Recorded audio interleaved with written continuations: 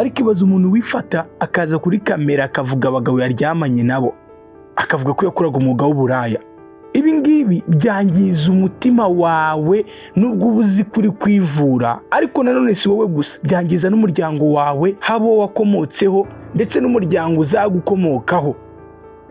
Ndababwiza ukuri yuko nta muntu wapfa kwemera ngo ngabwira abantu ko ari umuvandimwe wabariye abantu baza bakavuga abagabo baryamanye nabo.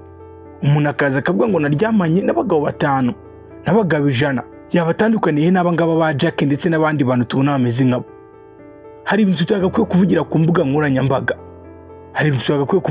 nkoranyambaga, cyane cyane nk'ibi bintu bibera mu ibanga. Kuza ukatubwira ko wasambanye nta kintu biradufasha, kutubwira uburyo wasambanyemo habe na gito, usibye kudisturbinga society, usibye nyine kuza ukadutera story tukabireba tukareba ukuntu uri kubura ubwenge, ariko nta kintu byadufasha. Nta nubwo arabo ngabo gusa, ndi kugira ngo nkomoze no kuri aba bantu baza gutanga ubuhamya mu rusengero cyangwa se mu giterane. Wowe mu mama ufite imyaka 30 cyangwa se kuva kuri 20 kuzamura, wifata ukaza kutubwira ko wasambanye n'abagabo 20-30, bizatuma umwana wawe agira indi mitekerereze, agira ukundi kuntu yitwara, yange kuba proud yawe. Muri make ni ukumwica mu mutwe. Gusa nanone abantu babikora nabo ntabwo ari bo. Niyo mpamvu ndi kugira ngo nka Magi TV Rwanda tubabwire, ese ubundi niki gitera ibi bintu? Ni gute aba bantu bisanze aha hantu? Ni gute uko nguka abantu bateye bisanze ariko bateye? Ni gute wisanze ufite ibintu nawe ubwawe utahindura?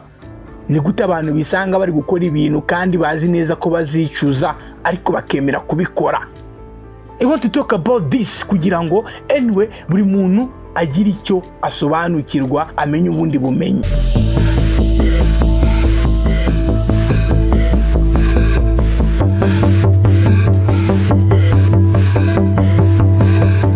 Yes, so some people nizere ko mumeze neza mwebwe mu Rwanda ndetse no hanze y'igihugu cy'u Rwanda. Imana ikomeje kubarinda wherever you are in the country cyangwa se out of the country. It is what it is. No matter what, Magi TV Rwanda ikomeje kugezaho ibiganiro bigiye bitandukanye mu buryo bwo guhugurana ndetse no kugirana inama, cyane cyane ku bijyanye n'imitekerereze ya muntu, kugira ngo abantu muri rusange bagire uko bitwara. Bizaba ari byiza cyane, bizashimisha Imana n'abantu kubona dusize isi kuruta uko twayisanze. Byibuze niyo waba utemera ijuru, niyo waba utemera Imana, ugerageza gukora ibintu abantu barareba bakavuga ngo wow, it's like ni byiza. Ibyo bintu nubigerageza kubikora, isi izaba nziza kuruta uko wayisanze. Ibi bintu bizagufasha cyane. Munyemerere ngaruka kuri izi mbuga nkoranyambaga abantu bakomeje kumenyera, ukabona abantu baraje bavuze ibyo bashaka, bavuze byinshi cyane, bakirengagiza ko ari ibintu bitazasibama. Ariyo mpamvu mpamya ko buriya umubyeyi wemerera umwana gufata telefone akumva ibintu nawe akagira ibyo ashyiraho, aba ari umurozi. Uwo mwana uba uri kumuroga. Kandi nimvuga umwana buriya ku bijyanye na thinking cyangwa se philosophy, ntabwo iyo mvuze umwana ngemba nshaka ko abantu ngo bumve imyaka. Oya, nimvuga umwana ntabwo nzamvuze ngo munsi ya 18 cyangwa se hejuru ya 18, ariko nabyo tugomba kubigenderaho kubera ko ntabwo twese turi aba philosophers. Oya, ntabwo twese dutekereza kimwe. Nge nemera ko umuntu ashobora kugira imyaka 25 akiri umwana, nkanemera ko umuntu ashobora kugira imyaka 15 atakiri umwana. Ni gute wemera ko umuntu utazi ibyo ari gukora agira ibyo ashyira ku mbuga nkoranyambaga? Wagakwiye kumuhitiramo nk'umubyeyi. Kandi buriya umubyeyi amenya umwana we ko yakuze cyangwa se nta kintu kirimo. Umubyeyi arabimenya, umubyeyi mwiza arabimenya.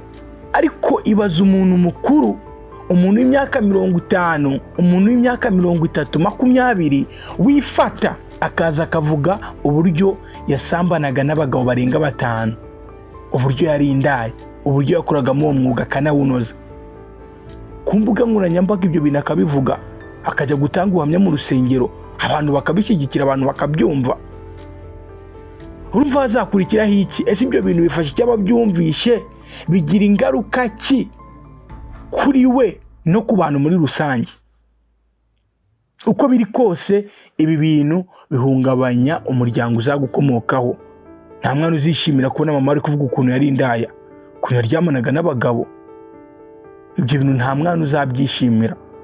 Abantu of course bazabireba, ariko nta kintu gikomeye bizabafasha kuruta uko bari kubiceceka. Ikintu cya kugira ngo turebe ni ukugira ngo twibaze, aba bantu baza bakavuga ibi bintu ni uko baba batazi ingaruka zibirimo, ni uko baba batazi ngese hanyuma y'ibi ngibi turi kuvuga hazakurikiraho iki.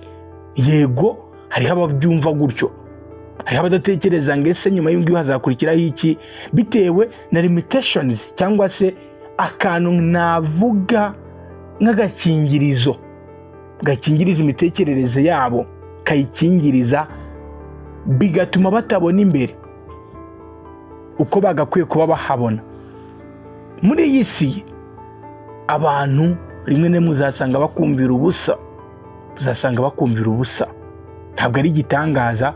Ushobora kuzasanga abantu bamwe na bamwe barakumviye ubusa. Gusa nanone ntago tuzi impamvu twisanze tumeze uku nguku. Oya, ni ibintu byinshi byahuriranye, sosiyete twanyuzemo, ni ibyiza twanyuzemo, ni ibibi twanyuzemo, bitugira abo turi bo. Nta nubwo ari byo twanyuzemo gusa, n'ibyo abadukomotseho banyuzemo byatugizeho ingaruka, wabyanga wabyemera. Niyo mpamvu hari abantu bemera kuvuga ibi bintu bari kurwana no kwimara agahinda k'igihe gito, bari kwibwira ko ari byo biratuma agahinda bafite, igikomere bafite gishira. Nabo nta nubwo wabarenganya. Hari igihe umuntu anyura mu bintu agahinduka. Muri iriya minsi nakoze ikiganiro kuri Jackie nababwiye ko ari wa muntu wanyuze mu buzima bugoye, ni wa muntu watekereje kwiyahura, akumva yakiyambura ubuzima. Ni wa muntu wanyuze mu bintu nawe ubwe gusobanura bimugora cyane, kubyakira byamunaniye, agahitamo kuba nk'ikihebe. Nimvuga ikihebe ntimubyumve nabi, ntabwo ibyihebe cyangwa se kuba ikihebe ntabwo ari ukujya mu ishyamba. Hari n'abayobozi, hari abapasiteri, hari abaririmbyi, hari abahinzi, aba bantu nyine ariko mu mitwe yabo bihebye. Kandi ugasanga ikibazo gikomeye cyane ni uko batazi ko bihebye. Ariko wagize ngo umuntu afata umwanzuro wo kutazasubira mu rukundo runaka atitaye ko bagiye gukundana. Umuntu agafata umwanzuro ati njyewe sinzongera gukundana, aba yarahungabanye. Hari byinshi biba byaramubabaje. Umuntu agafata umwanzuro ati njye sinzongera kwizera igitsina gore, sinzongera kwizera igitsina gabo. Uwo muntu hari byinshi aba yarabonye, nta nubwo babimurenganyiriza. Ariko nanone aba bantu niba baramaze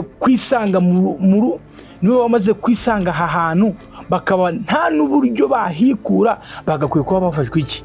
Ibyo abayobozi b'u Rwanda barabirebye, babirebera kure, baravuga ngo byibuze umuntu ufite ubwenge, ufite platform, natanga platform kuri aba bantu azaba akosheje, babigira ikosa. Buriya ntabwo icyaha always ari icyaha, ahubwo icyaha kiba icyaha kubera ko hari umuntu cyangwa se abantu cyangwa se society yakise icyaha. Birashoboka cyane ahantu muri hose, ibyo waba ukora byose, byibuze jya ugerageza uvuga uti njye mfashe ingamba, ngomba gukora neza, ngomba gukora ibyiza kugira ngo nzasige isi kuruta uko nahisanze. Imana ikomeze kubarinda.